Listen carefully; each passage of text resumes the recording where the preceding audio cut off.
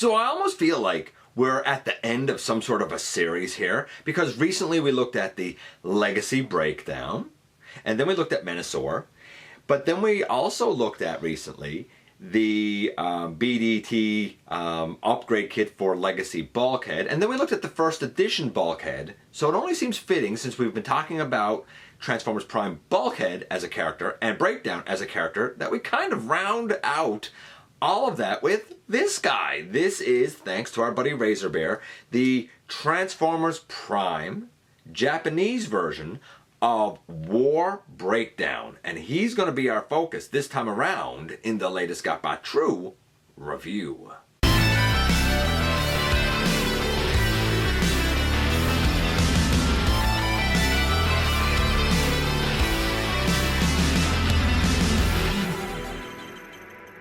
Hey one, hey all, welcome back to the channel. I'm your host, your most humble of hosts, Dennis Moulton, aka GotBot. As always, man, please like, comment, share, of course subscribe, and while you're at it, light on my baby.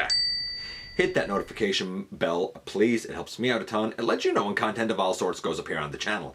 Check out Machinery of Man, The Everything Factor, all the groups that I'm either a mod or an admin for, as well as all of my social media links. All of that is in the description down below. Also in the description down below.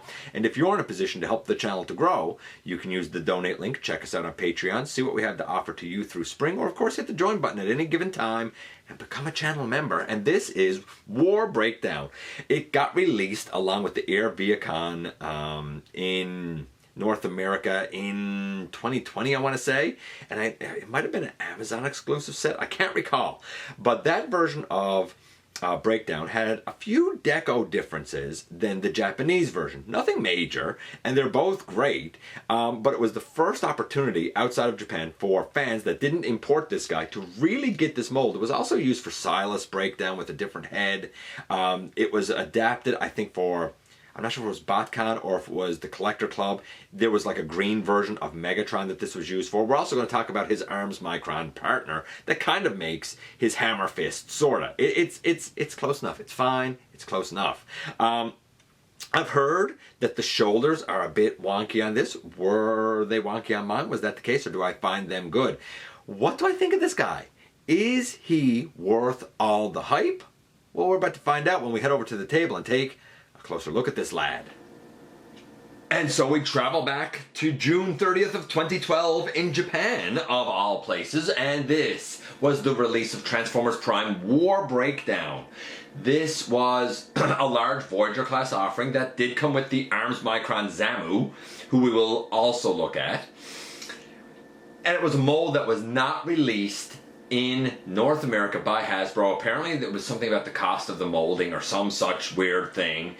But fast forward to 2020, and indeed we did get this mold as part of a 2-pack. I think it might have been an Amazon exclusive, and I believe that the 2-pack version came with some deco differences, but also came with the Jet Vehicon mold, which to my understanding was also not previously released in North America.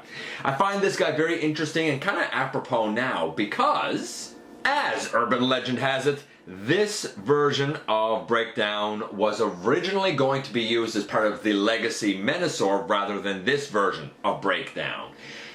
The rumor had been, obviously it didn't pan out that way, we know now that the Legacy Menasor is very G1, but the rumor had been that there was going to be some movie nods in the color of the windows of Dead End to movie Dead End, and that there might be a nod to animated Wild Rider, I believe, which we didn't really get, and Transformers Prime apparently was going to be represented with Breakdown. I'm glad that that didn't happen because these are two vastly different characters, right?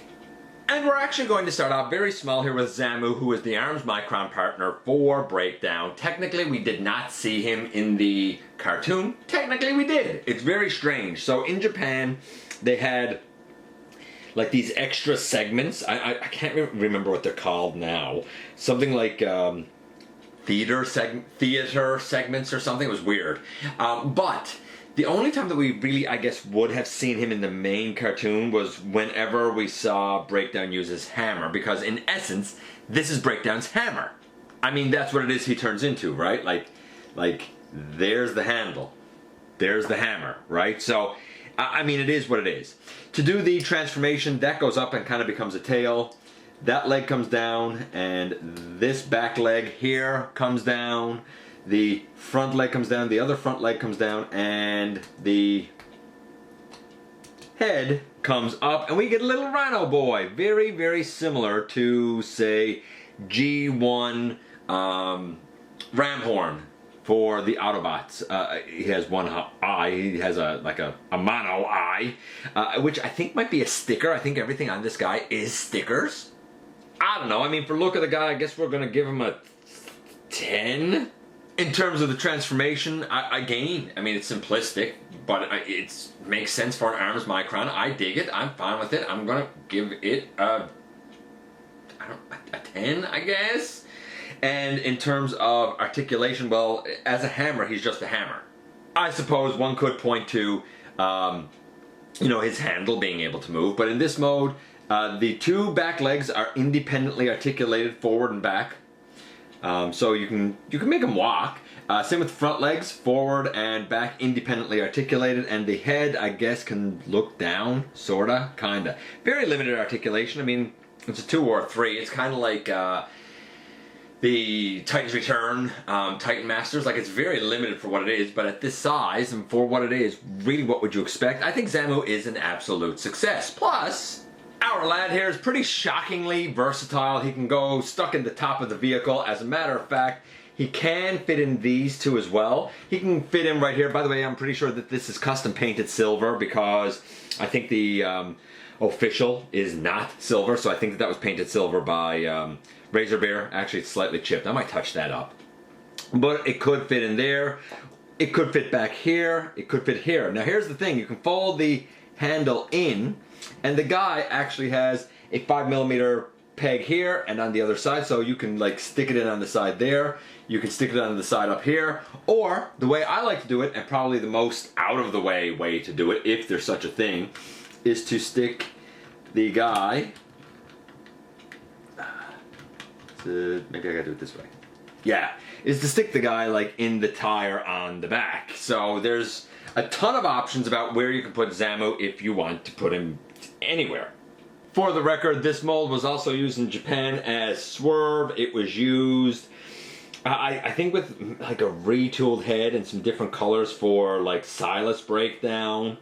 And really weirdly, as like a green version of Megatron in Timelines. But alas, it all started here. The guy rolls pretty tremendously well, to be honest with you. I guess we'll do the transformation for him. So far, when we're talking about Zamu, overall score, I'm going to say it's about an 8. Like, it's good for what it is if you're into the ARMS Micron. For these guys, it's been a while now since I've done this, so let's hope I can actually do it. We pick those off the side, and we pick all of this up over the top. Yeah, we pick that off the side and all that up over the top. This leg will come down, and this leg will come down. A foot comes out, and a foot comes out. We fold these up on the sides, and really that's the lower body done. So I'm going to, and we turn him at the waist. So I'm going to stand the guy up so that we can deal with the upper body and the somewhat finicky arms. Okay, so I said that the arms are somewhat finicky, and indeed they are somewhat finicky. Again, I haven't done this in a while, bear with me. I also don't have instructions, I just figured this out as I went through. The arms need to, let's see if I can figure this out again now. Yeah, that's what I thought. They kind of come off the side, but you have to be careful with them after you lift them off the side. Yeah, there we go, there we go. Because of the way that they sort of, kind of, angle out. So you see me here sort of using, I'll say, kid gloves with them to a degree because of how they come out. I fold that down and I fold that down, and now I fold the elbow out. I want to get the entire arm out first. Once I have that, then I find it's a lot easier to get the arm out. So same thing, we fold this side kind of down and leave it sort of loose. then get the elbow, which is ratcheted out. Then we can fold that out. Once we have those out, once we have those out, we should be able to kind of extend them the whole way on this hinge in here. So now they're all out of the way. Then we should be able to bring this piece down over. Is that right? Do I have this right? Then we should be able to split the hood and bring it down over. Oh, and we can fold up the grill. Hood, grill folded up, split the hood, bring it down over, and then it tabs into really this kind of smoky, translucent piece of plastic down here. So the actual grill is inside. The grill and the bumper is inside his body now. Now we can straighten up those arms. We can turn it to bicep. We can turn it to bicep. We're going to fold this around to reveal his hand. And I'm not going to fold the other one around yet to reveal his hand. You'll notice we have a peg hole here. Actually, we have a peg hole up here, and we have one on the side. Any way you want to kind of do it, you can sort of put Zamu in here, but the intention is to use this peg hole and put him on the front of the arm as the hammer. No, it's not exactly Breakdown's hand, but you know what? It's a pretty darn good approximation. So let's do some scores for this guy. Keep in mind, he was like previously loved, right? So like I'm aware of the scraping of the paint on the knee and whatnot. Like I know that that's there. There is a little bit of touch up. I'll probably do, because why not? Overall though, starting from the toes, working our way up, I mean, the toes being that grayish gunmetal gray, I mean, that's accurate. The blue on the legs is accurate. The band across his upper foot, that's accurate. Inside here, that should probably be gray. The silver on the knees, the way the thighs and the pelvis are, the yellow there on his hip. Let me stand him up. The yellow here on his hip, that's accurate. The shoulders really are accurate. There could be some maybe bronze or gold detail here, like on that dot and around the edge of that section on his arm, maybe. The kind of dark color down here could probably be a little lighter, but it's pretty much accurate for his tummy, basically, right? His chest is about as accurate as you're gonna get. The forearms are supposed to be blue. The biceps are supposed to be like a grayish, silvery color. The head, very, very accurate. I guess the hammer shouldn't have all the detail on it that it has, but I'm certainly okay with it.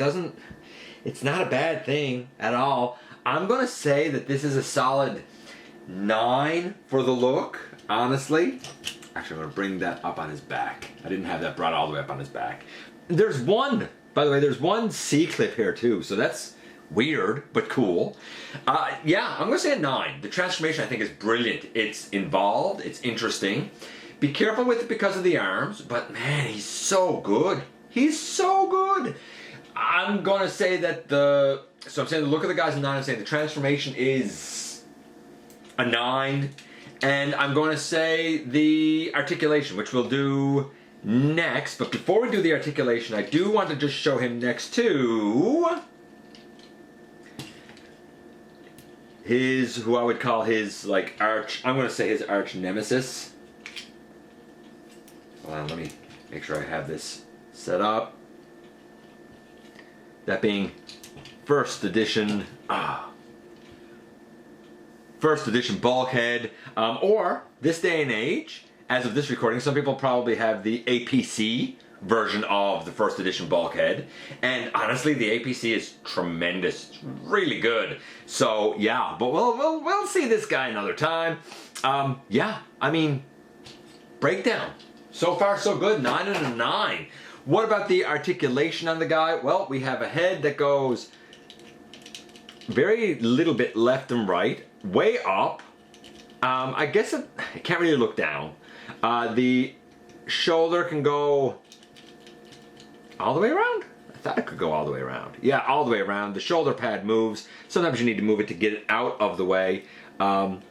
well out to the side. Not perfect by any stretch of the imagination, but you know, I think it's all right. I certainly think it's acceptable. Certainly for the time. The shoulder pad is what blocks it. We do have a butterfly back, and I guess a slight butterfly forward. We have a bicep swivel. We have elbow to 90 degrees. Nothing at the wrist, but I guess the hands can fold down if that's good for you. I mean, it helps with the hammer. We have a full waist. We have, I don't know, leg mostly. Oh no, it could go with going forward a little bit more. I'm not gonna lie. Back a fair amount. I guess getting that out of the way. We can get the knee to 90 degrees. You probably got to finagle the panel here on the side a little bit, but that's not a big deal, I guess. And if you really want, you can actually bring those down on the side and leave them like this, and they kind of help with solidity and stability as heel spurs as well. I don't think that's official, but you can certainly do it. No ankle tilt. It wasn't a thing at the time. Thigh swivel, that's there. Oh, and if you really want, the guy can do pretty much the full splits. This is a case of he's quite good, but you can certainly see a little bit of the age because we've become accustomed in the modern era to things like ankle tilt. I wish he had ankle tilt, I wish he had wrist swivel. Outside of that, I think most of it is there. Range of motion on the forward kick and range of motion on the outward movement of the arm could be a little bit more. So I'm going to give the articulation, it's solid. You can certainly get most poses with them. I'm going to give it a solid 8. I'm going to say it's a solid 8, maybe even an 8.5.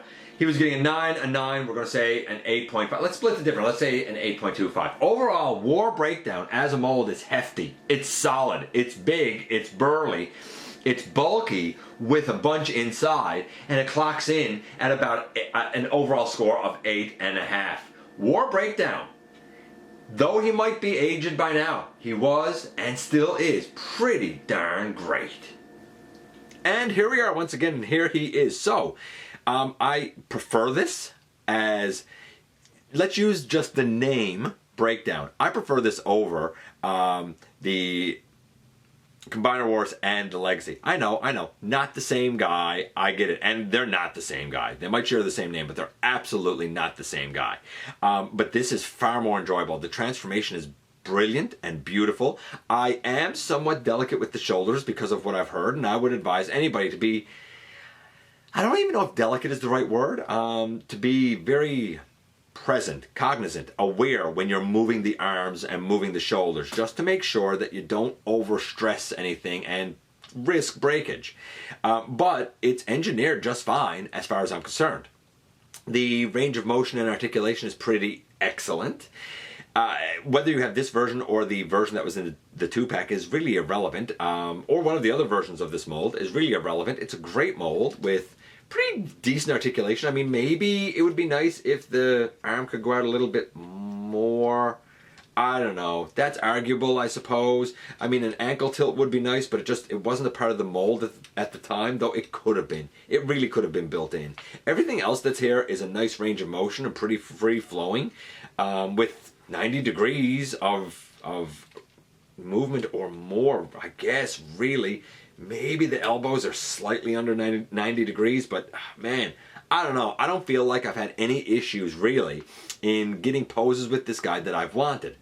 I find it very interesting that the initial idea for the Legacy Menasor was to have his parts kind of be homages to different eras of Transformers, and there was an idea for a time for the Breakdown leg to be an homage to this Breakdown. Man, am I glad that they didn't do that. He would have been too small. He wouldn't have fit in because this version of Breakdown is not a combiner.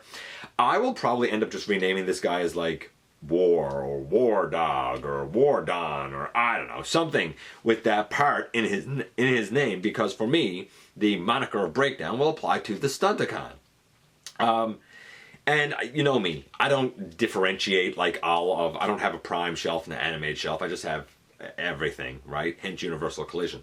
But I have always wanted to experience this mold, and I've always liked this character, and honestly always wanted to kind of add him to my collection, and now I have the joy of doing so. And you know what? The hype was real, and he's everything really that I could kind of want in the guy, considering how old this mold is.